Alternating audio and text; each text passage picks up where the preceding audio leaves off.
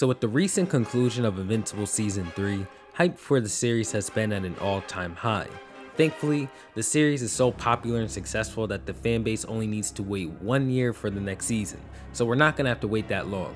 But this gave me an idea for the meantime.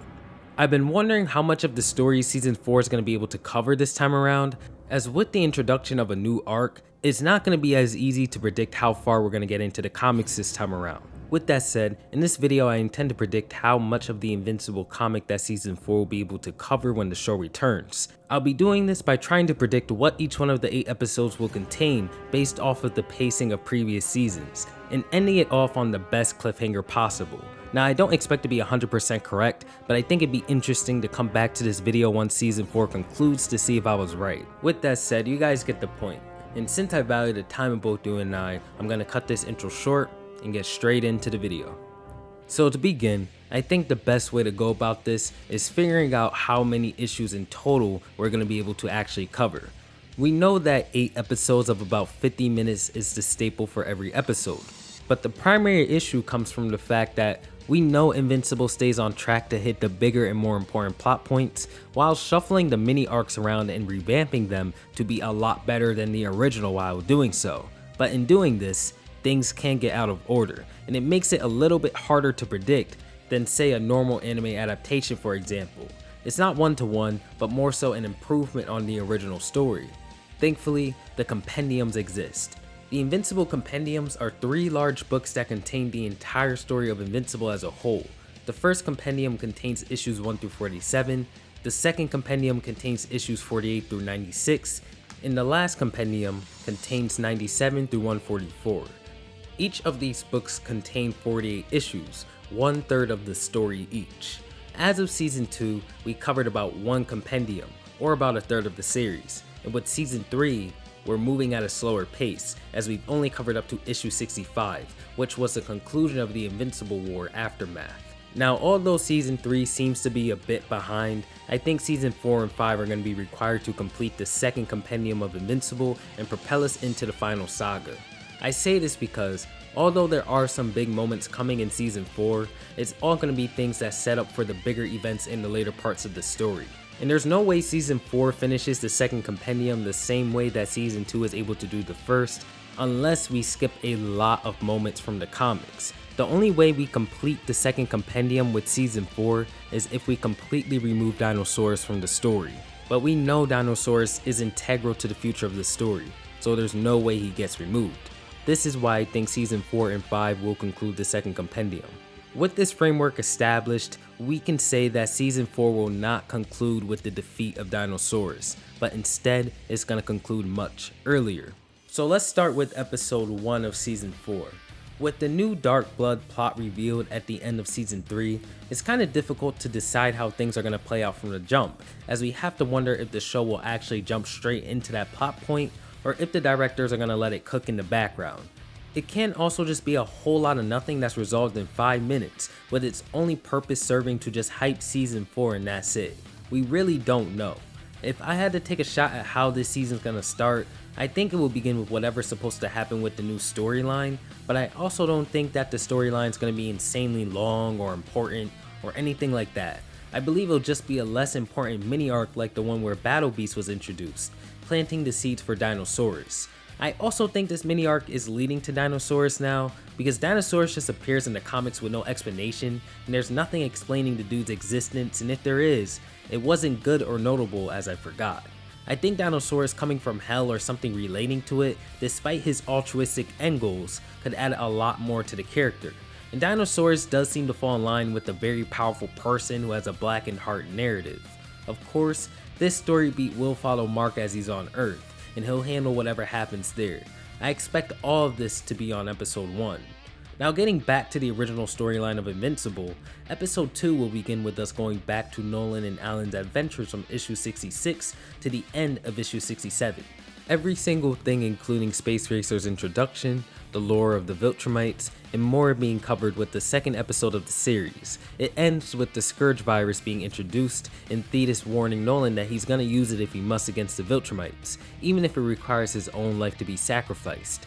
I think this is the perfect way to conclude the second episode, as this season will be Viltrumite heavy and its climax will be the Viltrumite War. It tells us exactly what to expect. Although this is only 2 issues in 1 episode, I think it goes without saying that all those adventures that Nolan and Alan went on within the span of those 2 issues will be more than likely expanded upon, especially since them being best friends is a pretty important plot point to the story. Episode 3 will serve as an episode to give us a lot of Mark on Earth before he prepares to leave for the Viltrumite War. This means that episode 3 will be covering the introduction of Dinosaurus, which serves as a perfect intro scene into the episode. I mean, Mark picking up the rock and being tackled by Dinosaurus out of nowhere and then bombarded by his ideology right after is a great way to hook us in. We'll have to get something that alludes to Dinosaurus being a creature from hell to tie up that new story arc from episode 1 as well. We'll then get the dinner that includes the conversation between Mark and Eve's father, Conquest, regeneration, and escape from Earth, Universe's appearance on Earth, and the reappearance of the Sequids. All of these battles will be concluded by the time this episode ends, and we'll get Cecil reappearing at Mark's house at the end of episode 2 as a cliffhanger. This episode will cover issues 68 through 70. I also think there is a chance that the Wolfman and Invincible team-up issue can make an appearance during one of these episodes, but not really. Only because if they were going to do that, they would have done it before the Invincible War in order to give his appearance during that event some more weight. I could be wrong though. Episode 4 has us entering the preparations for the Viltrumite War. I think the show is going to add a lot more to the events of issue 71. In the comics, the build up to the Viltrumite War is next to non-existent. You kind of knew it was going to happen because of Conquest escaping and giving Earth a good look before doing so, but that's about it. So I think for episode 3, we'll begin with the Flaxen invasion that's going to conclude in about 3 to 4 minutes with Robot going through the portal. We then get the reunion between Omni-Man, Debbie, and Oliver. Not only this, but we also get the conversation between Mark and Eve before he leaves, and we cut to the spaceship with all of our combatants. Of course, the same thing as before, but with the show expanding on each conversation and reunion, it doesn't go as fast as it did in the comics. After this, we'll get into the arrival of Conquest that concludes issue 71, the rematch between Mark and Conquest that concludes with issue 72, and I also think that this rematch will be expanded upon to be more than just Mark grabbing Conquest by the neck and dragging him all over the planet. This episode ending with Mark and Conquest on the ground passed out after their second extremely close battle. Episode 5 will open up with issue 73 and Thetis freaking out over the apparent loss of Omni-Man, Mark, and Oliver. But he soon regains his composure, and we're reminded that there's more Viltrumites coming after the Coalition than just Conquest, and this will follow the original storyline of Omni-Man and Oliver bonding on the planet that Mark is recovering on, while the war is playing out with the other characters like Alan, Tech Jacket, and Thetis. I believe that Nolan and Oliver's conversations will stay the same as they'll be pretty long in the show, but I'm pretty sure they're going to expand on Tech Jacket a fair bit, as this is the perfect time to do so while the main characters are on standby. We don't have a side comic for him like we did back then. And as for Alan, we're already well accustomed to him, so he'll be the lead for the episode or something like that. Maybe we'll get more scenes with them fighting. I think episode 5 will be concluding in the first half of issue 74, where Mark finally wakes up from his coma. I think this is the best way to go about it, as it gives us an entire episode to focus on the father-son relationship of Nolan and Oliver, while giving us a lot of content relating to the cast outside of Earth, concluding with reintroducing Mark into the story. Episode 6 will be picking up from where we left off, with Mark waking up in the previous episode, but it'll have the scene of Nolan telling Mark to prepare to rejoin the battle and speaking about his battles with Conquest right after. The 2 scenes will play in sequence, unlike in the comics where one of them plays and then Tech Jacket's in bed with a girl and that's interrupting the scene for some reason. They'll just play straight out this time around.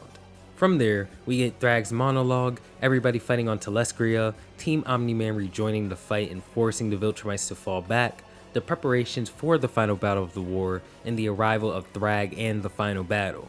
I think they're gonna extend a lot of this battle, as everybody who isn't Mark or Omni-Man doesn't get shown doing much. They also know how much we like Battle Beast, and I highly doubt he's only getting 3 panels worth of screen time like he did in the comics, so they gotta extend it. I see episode 6 concluding with the destruction of planet Viltrum, the death of Thetis, and Thrag's iconic "You Are All Next." Episode 6 will cover issues 74 to 75.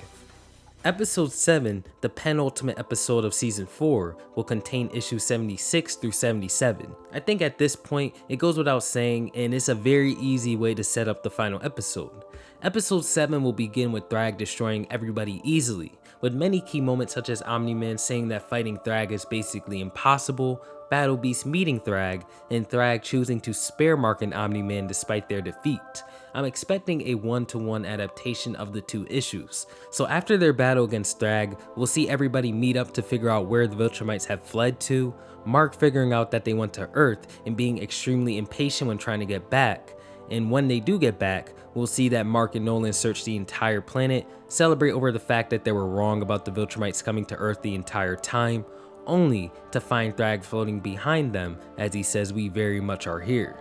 I believe this is the perfect setup to the final episode of Season 4 as it leaves viewers completely shook and perplexed. It's a peak cliffhanger. Episode 8 will continue where issue 77 left off, and it will conclude with issue 78. This is where we see that Thrag actually didn't pull up on Mark and Nolan to fight, but instead proposed something of a truce.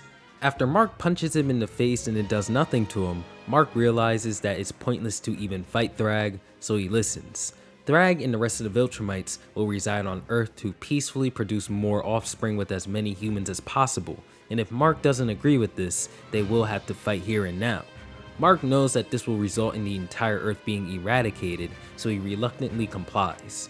Thrag congratulates Mark for making the correct decision, as him agreeing to this has just saved the lives of everybody on Earth, and he flies away, making Mark sit in silence. The rest of episode 8 plays out the same exact way issue 78 did.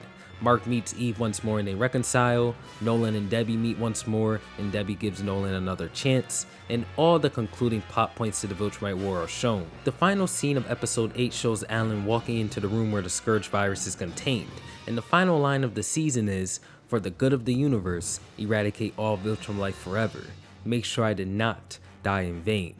This final scene giving viewers an idea of what's to come for season 5. I would also put an extra end credit scene of Dinosaurus simply sitting in flames, something akin to the cover of issue 80. With that said, this about covers my thoughts on season 4 and how I think it's going to play out, with season 5 being reserved for Dinosaurus. Let me know what you guys think down below and share your predictions about season 4 cause, I could use some more insight. Thank you guys for watching, and I'll catch you all in the next one. Peace out.